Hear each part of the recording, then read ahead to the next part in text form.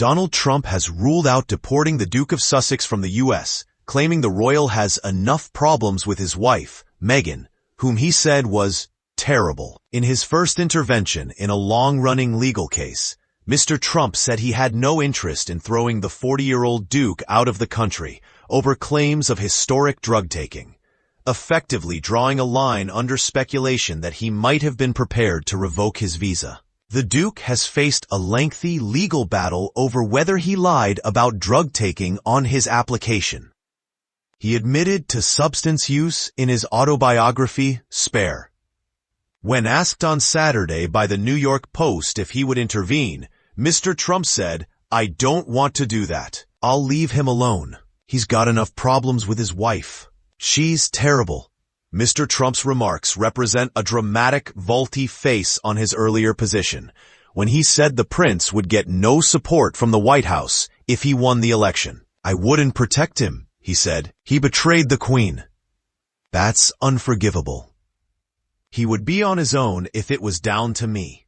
He was also critical of the Joe Biden administration for resisting the push to open up the prince's immigration records. "I think they have been too gracious to him after what he has done," he said. The Heritage Foundation, a U.S.-based conservative think tank, has alleged that the Duke may have lied about his illegal drug use on immigration records or otherwise been given preferential treatment in order to relocate to the U.S. It argued that he had waived his right to privacy when he divulged personal details in his book, Spare.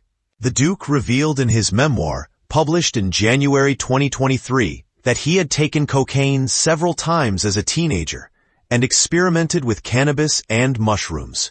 The Heritage Foundation brought a lawsuit against the Department for Homeland Security after it rejected a Freedom of Information Act request for access to the Duke's records.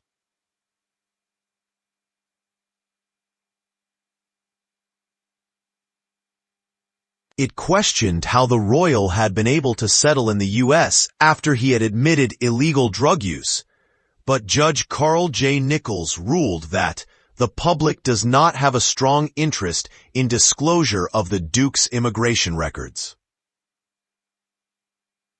The case was recently reopened on a technicality, raising the prospect that Mr. Trump's administration might take a different approach. Last March, Mr. Trump hinted that he might be prepared to intervene in the case, telling GB News, "We'll have to see if they know something about the drugs, and if he lied, they'll have to take appropriate action." Asked whether that meant Prince Harry not staying in America, he said, "Oh, I don't know. You'll have to tell me. You just have to tell me. You would have thought they would have known this a long time ago. There has been no love lost between Mr. Trump and the Sussexes." Before marrying into the royal family, Meghan made her views about the politician known, describing him as misogynistic and divisive. Then, ahead of the 2020 presidential election, the Duke and Duchess appeared to back Joe Biden over Mr. Trump when they released a video message urging U.S. voters to reject hate speech, misinformation, and online negativity. The Duchess of Sussex described it as the most important election of our lifetime.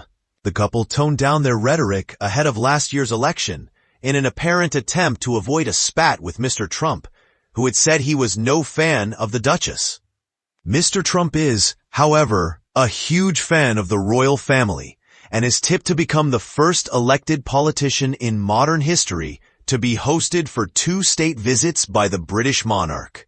He has often spoken in glowing terms about the state visit he enjoyed with his wife Melania Trump and adult children in June 2019 during his first U.S. presidency. A documentary about his successful U.S. election campaign last year saw Mr. Trump showing off a photo album of royal meetings.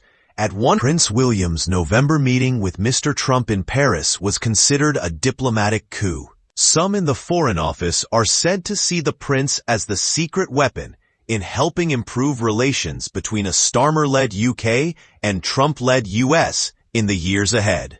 Mr. Trump later described his 30-minute chat with the heir to the throne as really wonderful, and joked that the future king was a very handsome man. Sir Keir Starmer's government is widely expected to use Mr. Trump's fascination with the monarchy to strike up a strong personal relationship that benefits the UK. The Duke and Duchess arrived in Vancouver on Friday night for the Invictus Games and are staying at one of the city's most expensive hotels.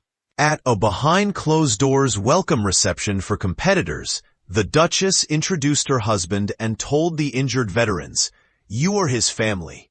She said, "What you won't have seen is all of the moments that have happened in the lead-up to these games.